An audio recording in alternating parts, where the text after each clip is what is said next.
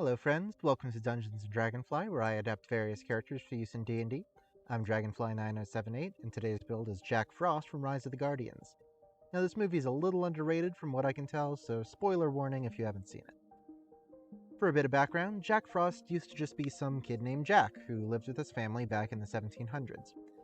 He died after falling through some thin ice after saving his sister, and was brought back to life by the Man in the Moon as a sort of spirit of winter, losing his memories in the process. 300 years later, he joins forces with Santa Claus, the Easter Bunny, the Tooth Fairy, and the Sandman to fight the Boogeyman. So what do we want from this build? Well, his name is Jack Frost, and he's the spirit of winter, so we're definitely going to need some ice powers. We'll also need some wind powers, most notably the ability to fly. And every mythical being has what they call a center, a concept that they embody. Santa's is wonder, the Boogeyman's is fear, and Jack's is fun. Looking over at ability scores, I'll be using the standard point array from the player's handbook. Feel free to roll for stats if you want, just make sure that wisdom, charisma, and dexterity are high enough to multiclass.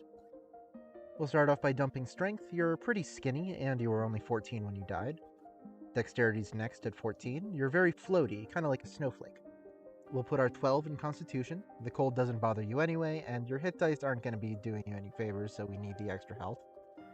Intelligence will be 10. You spent 300 years alone asking the moon for answers before someone else told you that you used to be human.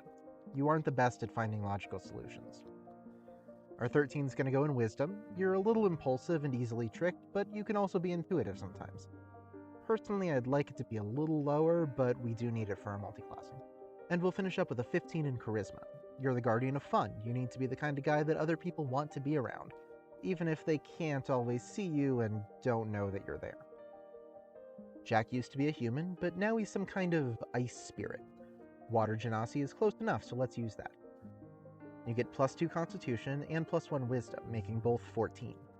You get a swim speed equal to your walking speed, and the ability to breathe underwater, which is good, if a bit late, as well as resistance to acid damage.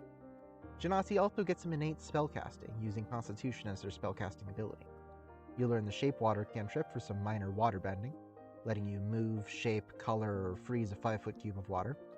And once you hit 3rd level, you can cast Create or Destroy Water once per day, letting you create or destroy 10 gallons of water within 30 feet of you. Fun fact, 1 gallon of water is roughly equivalent to 10 gallons of snow, so do with that what you will. For our background, I had to pick between being faithful to 2 different aspects of the character, and I went with the more mechanically relevant option.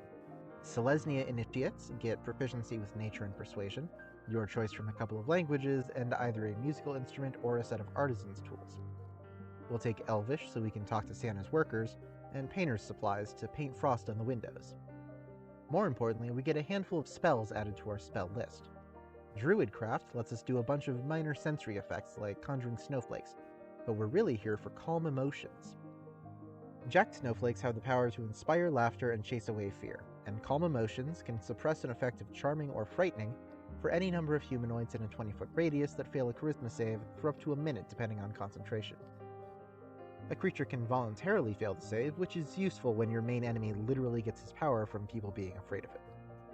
We'll start off as a monk. We get 2 skills from the monk list, like Acrobatics and Stealth.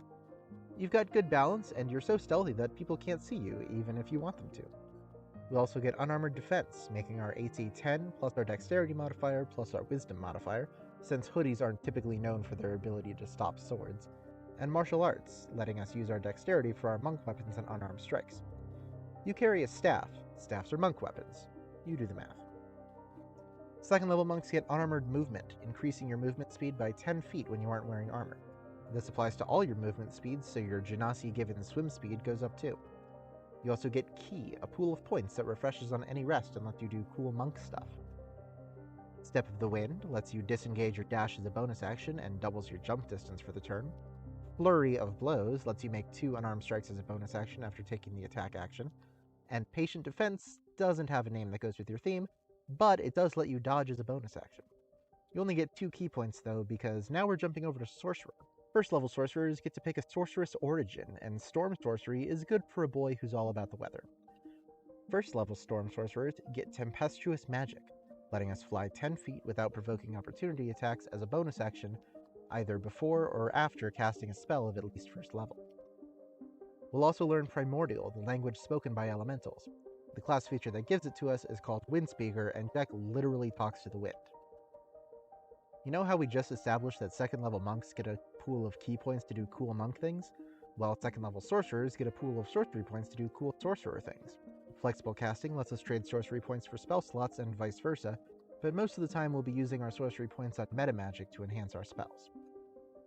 As an 18th level sorcerer, we get 4 metamagic options, but we can only use 1 per spell. Subtle Spell uses 1 point to ignore somatic and verbal components of our spell, and Quicken Spell lets us cast a spell with the casting time of 1 action as a bonus action, good for catching the boogeyman off guard. We'll also get Heighten Spell to unleash our full power, giving a creature disadvantage on their save against the spell. But we're also part of a team now, we do have to learn to work together, so Careful Spell will let us pick a number of creatures up to our Charisma modifier to automatically pass our spell's save. 6th level Storm Sorcerers are the heart of the storm, gaining resistance to lightning and thunder damage, and whenever we cast a spell of at least 1st level that deals lightning or thunder damage, we can cause our magic to lash out, dealing half of our sorcerer level in our choice of thunder or lightning damage to creatures of our choice within 10 feet. We're Jack Frost though, not Jack Thunder and Lightning, so we won't be using this much. To go along with Jack's Shepherd motif, we're also a Storm Guide. We can stop the rain in a 20-foot radius around us as an action, or as a bonus action we can change the direction of the wind in a 100-foot radius around us until the end of our next turn. At 14th level we get Storm's Fury, letting us use our reaction to deal lightning damage to anyone who hits us with a melee attack. The amount of damage is equal to our sorcerer level, and the attacker has to make a strength save or be blown back 20 feet. Our capstone is the 18th level of Storm Sorcerer, and one of my personal favorite capstone abilities, Wind Soul. Our resistances to thunder and lightning are upgraded to full-on immunities, and we get a 60-foot magical flying speed, letting us fly unaided through a thunderstorm. We can also reduce our flying speed to 30 feet as an action once per rest, to give a 30-foot flying speed to a number of creatures equal to 3 plus our Charisma modifier for an hour, so that all of our friends can have fun soaring in the sky too. Most of the other Guardians can already fly, but hey, now Bunny can join you.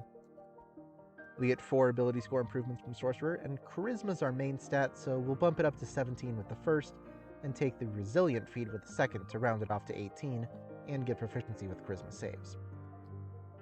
We're an Elemental Spellcaster, and no Elemental Spellcaster is complete without Elemental Adept, so take that with 3rd ability score improvement to ignore resistance to cold damage, and treat 1s on our cold damage dice as 2s. And we'll finish off with Mobile, increasing our movement speed by another 10 feet, letting us ignore difficult terrain when dashing, and making it so that creatures we attack in melee don't get to make opportunity attacks against us. Taking a look at spellcasting, we didn't multi-class spellcaster, so we're just an 18th level caster. If you hadn't guessed, most of our spells will be dealing cold damage. Frostbite and Ray of Frost are our damaging cantrips, and each one comes with a nice little debuff as well. Frostbite forces a creature to make a con save or take 4d6 cold damage, and have disadvantage on their next weapon attack. And Ray of Frost is a ranged spell attack that deals 4d8 cold damage and reduces the target's speed by 10 feet. Ice Knife deals 1d10 piercing damage to a creature within 60 feet with an attack roll, and then even if you miss it explodes, making the target and every creature within 5 feet of it make a dexterity save or take 2d6 cold damage. And Warding Wind surrounds you in a globe of wind that gives disadvantage to ranged attacks against you, makes the area difficult terrain, puts out fire in the area, and blows away smoke or fog. For the ultimate in winter power, though, we get Investiture of Ice. For up to 10 minutes depending on our concentration, we are immune to cold damage, and we resist fire damage. The ground in a 10-foot radius around us is difficult icy terrain, which thanks to the spell we also ignore. And as an action on each of our turns, we can blow out a 15-foot cone of cold air, dealing 4d6 cold damage and halving the speed of any creature who fails their constitution save. Now that the build is complete, the question becomes, how good is it? Well, we're exceptionally mobile, with an 80-foot fly speed thanks to our feet and our unarmored movement, which we can even share with our party if we need to, and 50-foot walking and swimming speeds. We also excel at controlling the battlefield, with several ways to push enemies around and make large sections of the battlefield very difficult to fight in. And we're very annoying to pin down, with 4 different ways to avoid opportunity attacks, multiple damage resistances and immunities, and 3 saving throw proficiencies. On the other hand, if we do get pinned down, we've only got 14 AC and about 115 HP. Sorcerer hit dice continue to not be your friend. We've also got a lot of concentration spells, so we'll have to pick and choose what we want to be doing. And finally, the vast majority of our spells do cold damage, meaning if we run into something that is immune to cold damage or is really good at Constitution saves, we might be in trouble. But if that happens, we can always just fly out of there. To be perfectly honest, this is the first build I've done on this channel that I have personally played, and I had an absolute blast soaring around shooting ice at people. Fly through the air and nip at people's noses. Just be ready to fly away if they try to nip back. I hope you enjoyed the build. If you have any feedback or suggestions of characters to build, please leave them in the comments below. I do have a backlog of characters to get through, but I don't have a specific order to them, so if I get an interesting suggestion, there's no reason I couldn't do it sooner. Thank you for watching, friends. I hope you all have a wonderful holiday season, and I will see y'all later.